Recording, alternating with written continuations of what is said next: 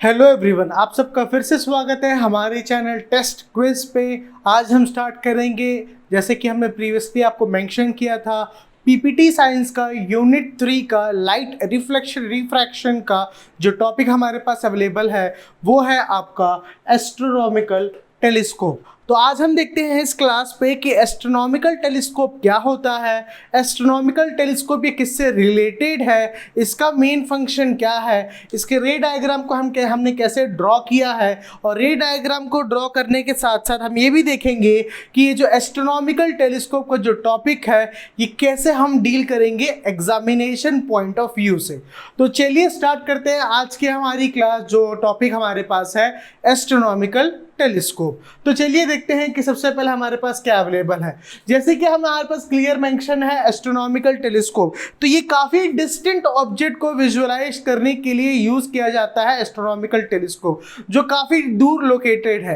काफ़ी दूर मतलब जो इस पर्टिकुलर सोलार सिस्टम में अवेलेबल है, जो काफ़ी दूर है, जो नॉर्मल नेकेड आई से हम नहीं देख सकते हैं, तो हमें टेलीस्कोप का यूज़ करना पड़ता है। और टेलीस्कोप में जो पर्टिकुलर कैटेगरी है, जिस कैटेगरी के अंदर ये इन्वॉल्व होता है, वो है एस्ट्रोनॉमिकल टेलीस्कोप। आप एक एस्ट्रोनॉमिकल टेलीस्कोप को परचेज भी कर सकते हैं, जिसका प्राइस अराउंड 50-60,000 आता है।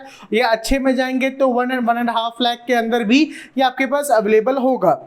तो चलिए बात करते हैं एस्ट्रोनॉमिकल टेलीस्कोप के रे डायग्राम को। तो हमारे पास सबसे पहले दो लेंस अवेलेबल है, एक है ऑब्जेक्ट लेंस और दूसरा है आई लेंस या आई पीस। तो कहने का मतलब क्या है, हमारे पास कितने लेंस अवेलेबल है? दो लेंस अवेलेबल है। एक हो जाएगा ऑब्जेक्ट लेंस, क्लियर। एक हो जाएगा हमारे पास ऑब्जेक्ट लेंस, जिसको मान लीजिए हम L1 मान के चलते हैं, या सिंपल नॉर्मल फॉर्म पे LO मान के चलते हैं। दूसरा है हमारे पास आई लेंस या आई पीस, जिसको हम मान लीजिए LE मान के चलते हैं। तो सबसे पहले आप अपने दिमाग में एक बात बैठा लीजिए, अच्छे से समझ जाइए कि आपका जो आई पीस होगा वो काफ़ी बड़ा होगा ऑब्जेक्ट लेंस से। तो हमारे पास क्या हो जाएगा, जो लेंस अवेलेबल है आई पीस वाला, उसका जो फोकल लेंथ होगा वो काफ़ी ग्रेटर होगा। किससे? ऑब्जेक्ट लेंस के फोकल लेंथ से। हम किसकी कंपेरेटिव बात कर रहे हैं? यहाँ हम जो कंपेयर कर रहे हैं, वो कंपेयर करने का जो डेटा है वो है फोकल लेंथ का। किसका फोकल लेंथ ज़्यादा होगा? आई पीस का लेंस का फोकल लेंथ काफ़ी ज़्यादा होगा। या हम ये भी बोल सकते हैं कि ये सिंपल सी फॉर्म पे आप समझने की कोशिश कीजिए, ये आपको 10 टाइम्स उसके एनलार्जमेंट को देगा। जो 10 टाइम्स से एनलार्ज किया उसी चीज़ को ये 100 टाइम्स और एनलार्ज करेगा। टोटल कुल मिला के 1000 टाइम्स आपको मैग्निफिकेशन मिलेगा। तो हमें जानना ये बहुत ज़रूरी है कि ये 1000 टाइम्स मैग्निफिकेशन क्या है। मेरी बात को समझिएगा, मैं आपसे क्या बोल रहा हूं। ये जो आपके पास लेंस अवेलेबल है ऑब्जेक्ट लेंस, इसको हम दूसरे फॉर्म पे ऑब्जेक्टिव भी बोल सकते हैं। जो ऑब्जेक्ट लेंस आपके पास अवेलेबल है, इसको दूसरे फॉर्म पे हम क्या बोल सकते हैं? ऑब्जेक्टिव भी बोल सकते हैं, इसको कहा जा सकता है ऑब्जेक्टिव। और तो ऑब्जेक्टिव का मेन पर्पस क्या है? आपके एस्ट्रोनॉमिकल टेलीस्कोप के सेटअप पे, जब आप एक एस्ट्रोनॉमिकल टेलीस्कोप का सेटअप देखेंगे, उसमें दो लेंस फिट होंगे। एक लेंस होगा आपका ऑब्जेक्ट लेंस, एक लेंस होगा आई लेंस। जो ऑब्जेक्ट लेंस होगा वो मिनिमम मान के चलिए कि फोकल लेंथ में कम होगा। किसके कंपैरेटिव कम रहेगा आपका? वो कम रहेगा आई लेंस के कंपैरेटिव कम फोकल लेंथ का। अब मैं आपको बात करता हूं, यहां पर आप देख सकते हैं कि दो रे ऑफ लाइट को मैंने ड्रॉ किया हुआ है ग्रीन कलर से। ये दो रे ऑफ लाइट आपको क्या डिफाइन करेगा? ये आपको डिफाइन करेगा P और Q।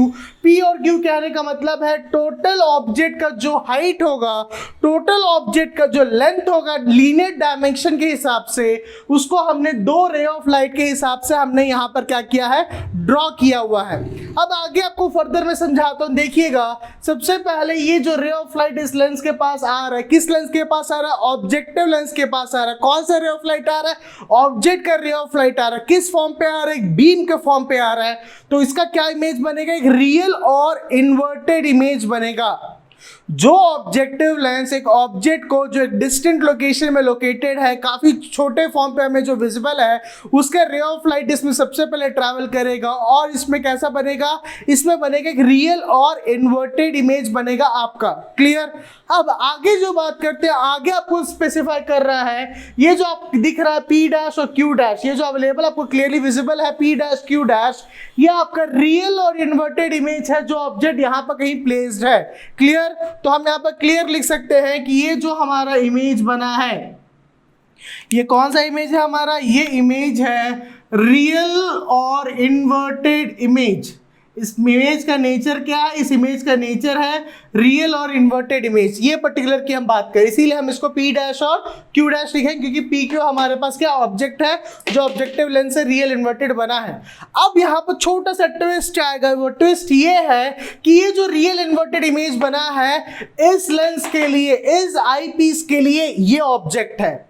आपने बिल्कुल सही सुना। आप एकदम समझने की कोशिश कीजिए मैं आपसे क्या बोल रहा हूं। ये जो आपके पास इमेज बना है यही इमेज आपका इस आई पीस मतलब ऑब्जर्वर, ऑब्जर्वर मतलब जो उस चीज को देख रहा है, जो उस चीज को विजुअलाइज कर रहा है, उसके लिए ये क्या हो जाएगा? उसके लिए ये हो जाएगा ऑब्जेक्ट। अगर उसके लिए ऑब्जेक्ट होगा मतलब आप समझने की कोशिश कीजिए, वो इस डायरेक्शन से ऐसे नहीं, वो इस डायरेक्शन से ऐसे देख रहा है, मतलब इस ऑब्जर्वर के लिए अब चीजें थोड़ी रिवर्स होंगी, थोड़े इन्वर्टेड होंगी। मतलब प्रिंसिपल एक्सिस का जो बिलो अभी तक हमने कंसीडर चल रहा है इस लेंस के लिए, जो हमारे पास ऑब्जेक्टिव लेंस अवेलेबल है, ऑब्जेक्टिव लेंस का ये रियल और इन्वर्टेड है और ऑब्जेक्टिव लेंस का ये बिलो द प्रिंसिपल एक्सिस है जो क्लियरली हमें विजिबल है। लेकिन इस लेंस के लिए जो हमारे पास आई पीस अवेलेबल है ये इसके लिए अबव द प्रिंसिपल एक्सिस है, क्योंकि आई पीस हमारा ऊपर पे रखा हुआ है। अगर आई पीस हमारा ऊपर पे रखा हुआ है तो इस ऑब्जर्वर के लिए, जो इंसान यहां पर, जो व्यक्ति यहां पर जो देख रहा है, उनके लिए ये क्या हो जाएगा? ये हो जाएगा ऑब्जेक्ट। और ऑब्जेक्ट को ऐसे कंसीडर करके चलेंगे कि ये हमारा कैसे रखा हुआ है? अबव द प्रिंसिपल एक्सिस रखा हुआ है। होपफुली मेरी बात आपको आई होगी समझ पे। मैं आपको क्या एक्सप्लेन करने की कोशिश कर रहा हूँ, एकदम सिंपल है। फिर से देखिए मैं आपको बताता हूँ। आपके पास एक लेंस अवेलेबल है, जो पहला लेंस अवेलेबल था जिसका फोकल लेंथ आपके आई लेंस या आई पीस से कम था, उसको हमने बोला ऑब्जेक्टिव या ऑब्जेक्ट लेंस। आया आपको समझ पे?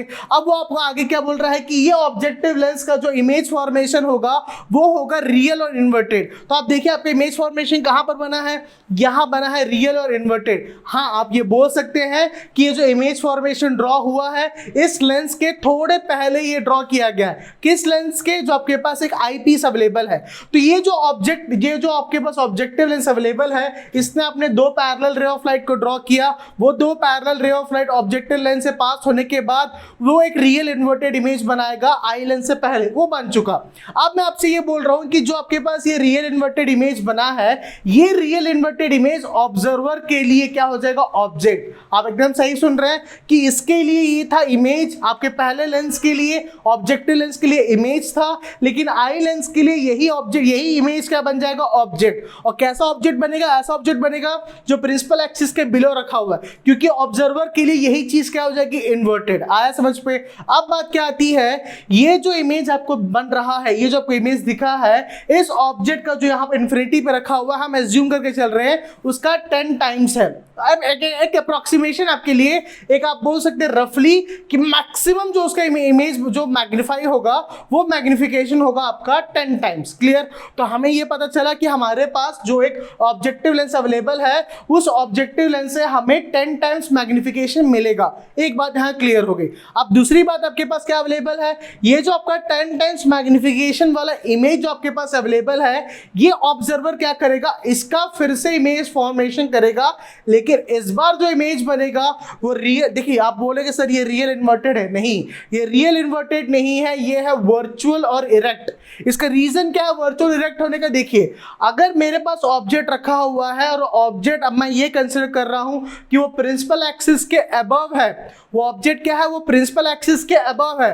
तो प्रिंसिपल एक्सिस के अबव होने के कारण ये जो आपका इमेज बनेगा, ये पर्टिकुलर इमेज क्या हो जाएगा? वर्चुअल और इरेक्ट। इस चीज को बस ध्यान दीजिएगा एग्जामिनेशन पॉइंट ऑफ व्यू से, क्योंकि एग्जाम में मार्क्स यहां पर स्कोर हो सकते हैं। ये क्या होगा आपका? ये हो जाएगा वर्चुअल। ये इमेज क्या होगा आपका? Virtual and erect.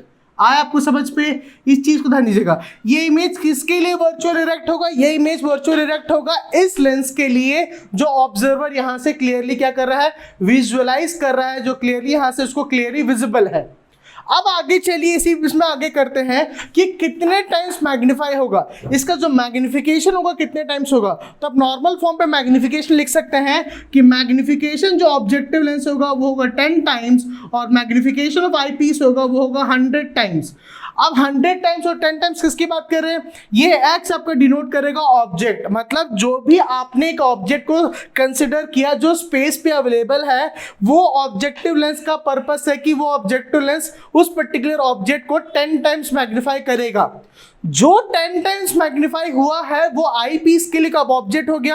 अब वो आई पीस की रिस्पॉन्सिबिलिटी है कि वो अपने फोकल लेंथ को पावर ऑफ एकोमोडेशन से उसको वो क्या करे, एडजस्ट करे, और एडजस्ट करके उस 10 टाइम्स को 100 टाइम्स वो मैग्नीफाई करे। मतलब टोटल पे अगर आप देखेंगे तो आपका मैग्निफिकेशन कितना हो रहा है, 1000 टाइम्स मैग्नीफाई हो रहा है। 1000 टाइम्स क्या हो रहा है, मैग्नीफाई हो रहा है। अब आप समझने की कोशिश कीजिए, बोलोगे सर 1000 टाइम्स मैग्नीफाई है, मतलब ये तो काफ़ी बड़े फॉर्म पे दिखेगा, इतने बड़े फॉर्म पे हम कैसे इसको विजुअलाइज कर सकते हैं। आप एकदम सही समझ रहे हैं, लेकिन जो हमारे पास ऑब्जेक्ट होता है वो काफ़ी टाइनी पार्टिकल के फॉर्म पे हमें विजुअलाइज होता है, क्योंकि हम ऑब्जेक्ट से काफ़ी दूर हैं। अगर हम अब ऑब्जेक्ट से काफ़ी दूर हैं तो डेफिनेटली हमें वो एक पॉइंट साइज के फॉर्म पे दिखेगा, लेकिन हमें उसको क्लियरली विजुअलाइज करना है। तो क्लियरली विजुअलाइज करने के लिए सबसे पहला रिस्पॉन्सिबिलिटी होगा ऑब्जेक्टिव लेंस का कि वो उसका रियल इन्वर्टेड इमेज बनाए। लेकिन वो रियल इन्वर्टेड इमेज कहां बनेगा, ऑब्जेक्टिव लेंस और आई लेंस के बीच में बनेगा।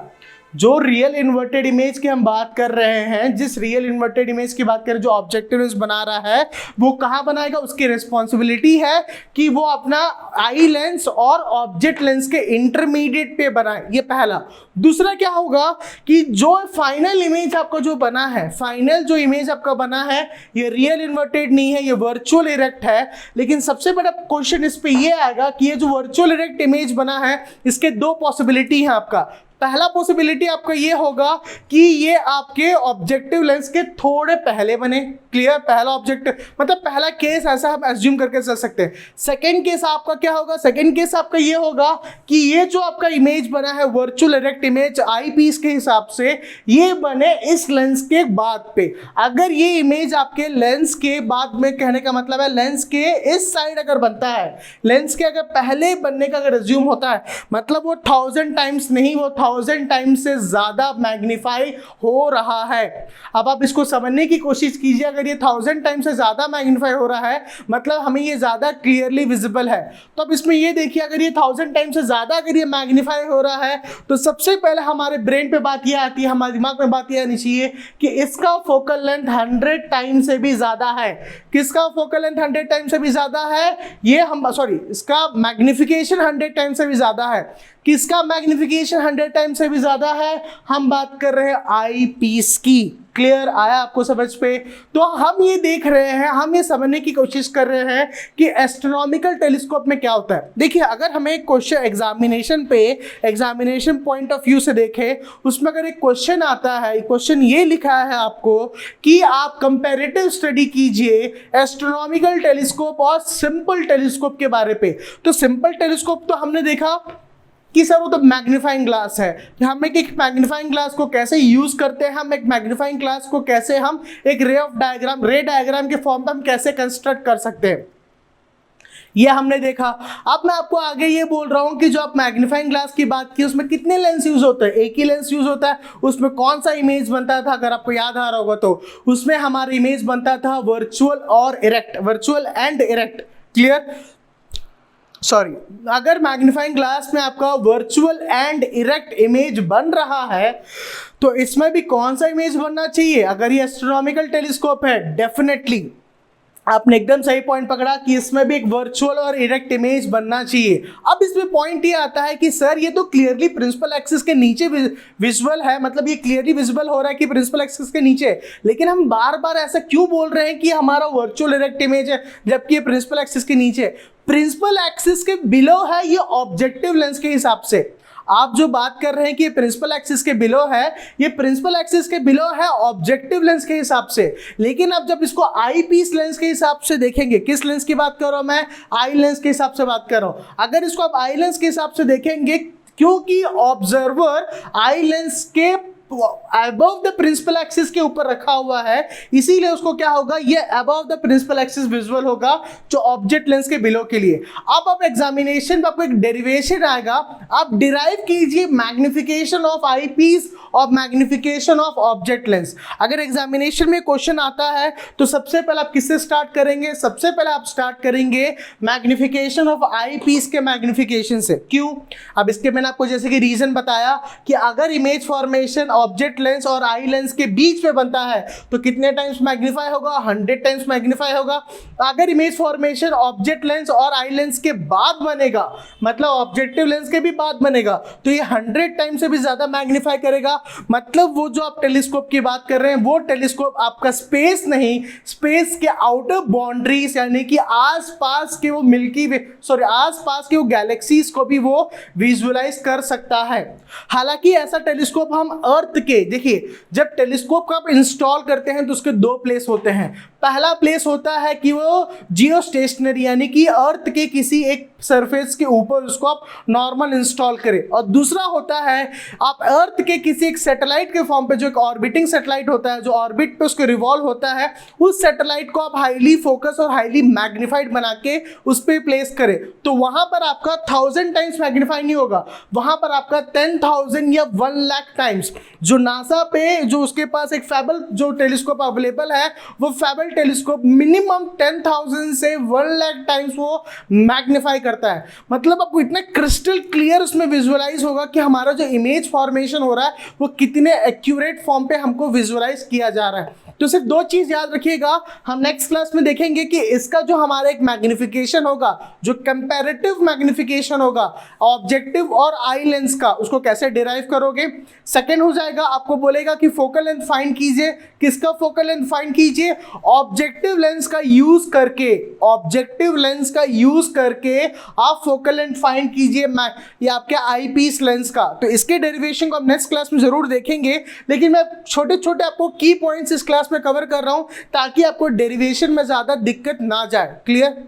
अब आप सेकंड बात क्या करेंगे, जब आपका फाइनल इमेज फॉर्मेशन होगा तो फाइनल इमेज फॉर्मेशन आप कभी भी नहीं लिखेंगे कि वो रियल इन्वर्टेड है। अगर आप गलती से भी इसको रियल इन्वर्टेड स्पेसिफाई करेंगे तो आपका पूरा आंसर गलत हो जाएगा। इवन ये भी कंक्लूजन हो सकता है कि आपने डायग्राम भी गलत बनाया हो। आप याद रखिएगा, जहां भी आपका टेलीस्कोप आएगा तो टेलीस्कोप में सिर्फ और सिर्फ आप वर्चुअल और इरेक्ट इमेज को ही कंसिडर करेंगे, चाहे सिंपल टेलीस्कोप हो, चाहे एस्ट्रोनॉमिकल टेलीस्कोप हो, चाहे कंपाउंड टेलीस्कोप हो। हाँ, कंपाउंड माइक्रोस्कोप भी होता है, कंपाउंड टेलीस्कोप भी होता है, लेकिन जहां भी टेलीस्कोप आएगा आप सिर्फ और सिर्फ वर्चुअल और इरेक्ट इमेज को ही कंसीडर करेंगे, क्योंकि ये रीजन है जब तक वर्चुअल इरेक्ट इमेज बनेगा नहीं तब तक आपको क्लियरली स्पेसिफाई नहीं किया जाएगा कि आपका इमेज फॉर्मेशन उस पर्टिकुलर फोकल लेंथ के लिए सस्टेन किया जा रहा है कि नहीं।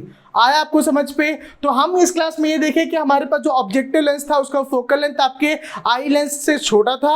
ऑब्जेक्टिव लेंस उस पर्टिकुलर ऑब्जेक्ट को 10 टाइम्स मैग्नीफाई करता है। क्लियर? और उसके पास हमारे पास जो अवेलेबल है कौन सा? Eye lens. आई लेंस उस ऑब्जेक्ट को 1000 टाइम्स या 100 टाइम्स मैग्नीफाई करता है। डिपेंड करता है कि हमारा इमेज फॉर्मेशन कहां पर फॉर्म किया जा रहा है। क्लियर? तो हम नेक्स्ट क्लास में देखेंगे कि हमारा डेरिवेशन कैसा होगा मैग्निफिकेशन ऑफ आई पीस और मैग्निफिकेशन ऑफ ऑब्जेक्ट लेंस के लिए। तब तक हमारे चैनल में जुड़े रहिए टेस्ट क्विज पे। Thank you so much class.